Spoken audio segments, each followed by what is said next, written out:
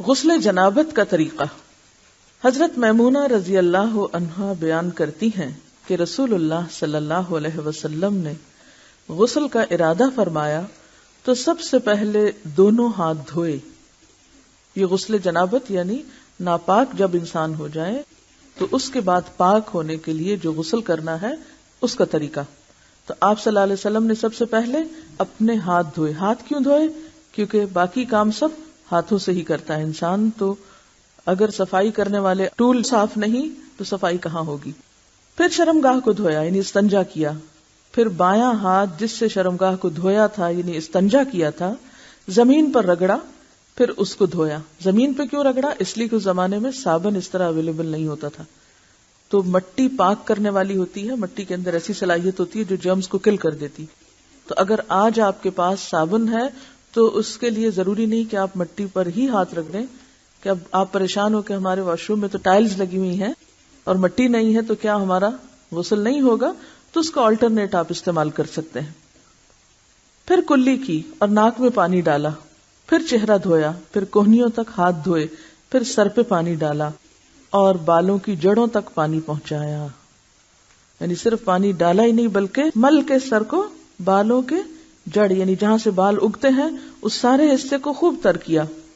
3 بار سر پر پانی ڈالا، پھر تمام بدن پر پانی ڈالا، یعنی پہلے سر پہ 3 بار ڈال کے اس کو سارا دھو ڈالا، پھر پورے جسم پر پانی ڈالا، پھر جہاں آپ نے غسل کیا تھا اس جگہ سے ہٹ کر پاؤں دھوئے۔ تو اس کا مطلب ہے کہ باقی وضو آپ نے شروع میں کر لیا اور پاؤں دھونے کا عمل بالکل آخر میں کیا۔ حافظ ابن حجر رحمۃ اللہ علیہ فرماتے ہیں کسی حدیث میں غسل جنابت کا وضو کرتے وقت سر کے مسے کا ذکر نہیں۔ کیوں؟ اس لیے کہ سر دھو جو لیا جاتا ہے۔ حضرت عائشہ رضی اللہ عنہا اور حضرت عبداللہ بن عمر رسول اللہ صلی اللہ علیہ وسلم کے غسل جنابت میں وضو کا ذکر کرتے ہوئے فرماتے ہیں کہ آپ نے سر کا مسح نہیں کیا بلکہ اس پر پانی ڈالا۔ امام نسائی نے اس حدیث پر یہ باب باندھا ہے جنابت کے وضو میں سر کے مسح کو ترک کرنا۔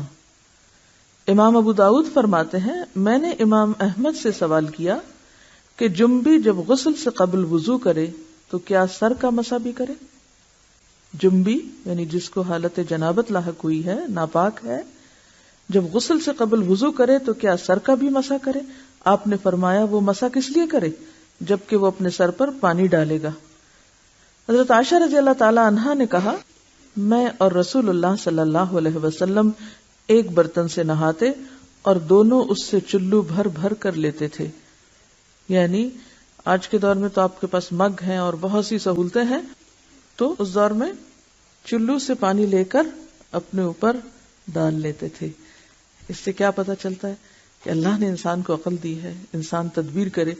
اب آپ کو مثلا نہانے کی ضرورت ہے، آپ واش روم میں گئے ہیں، کہیں مسافر ہیں، وہاں صرف پانی کی بالٹی تو ہے لیکن پانی نکالنے والی کوئی چیز نہیں، تو آپ روتے ہوئے باہر آ جائیں کہ میں تو آج غسل ہی نہیں کر سکتی کیونکہ مگا ہی نہیں ہے۔ تو آپ صلی اللہ علیہ وسلم کا طریقہ دیکھیے کہ چلو بھر کے ایک ہاتھ سے یا لب بھر کے 2 ہاتھوں سے ڈال کے غسل کر لیتے۔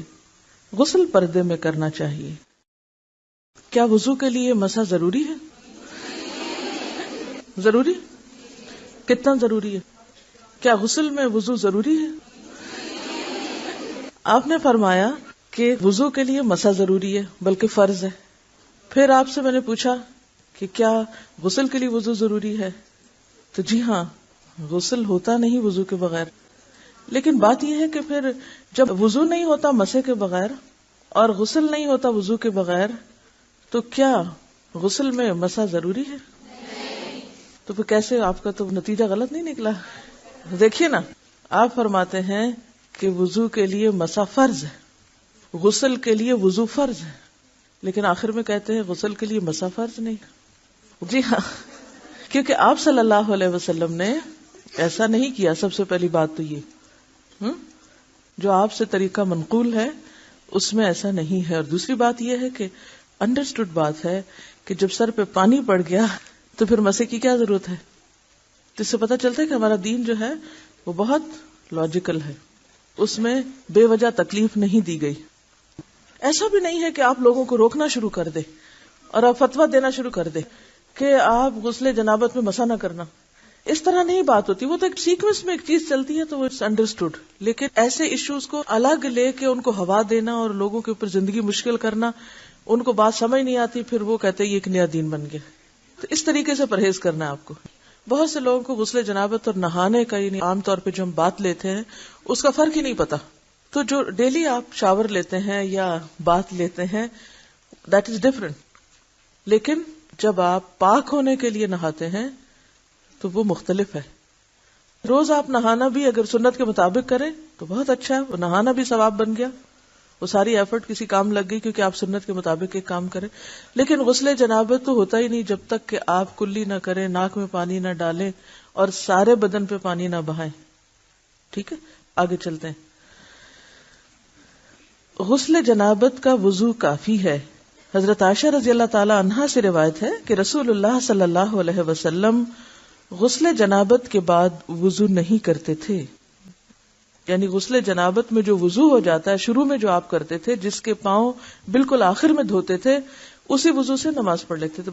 بہت سے لوگوں کو یہ کنفیوژن ہے کہ جناب ہم اگر سر سے دوپٹہ اتار دیں تو کیا ہمارا وضو باقی رہے گا، ہے نا؟ یہ بہت ایک خلش سی دل میں لوگوں کی ہوتی. تو یہاں پر تو دوپٹہ کیا لباس بھی نہیں ہے، یعنی بے لباس وضو کیا گیا ہے اور وہی وضو کافی سمجھا گیا ہے، بعد میں دوبارہ وضو کی بھی ضرورت نہیں.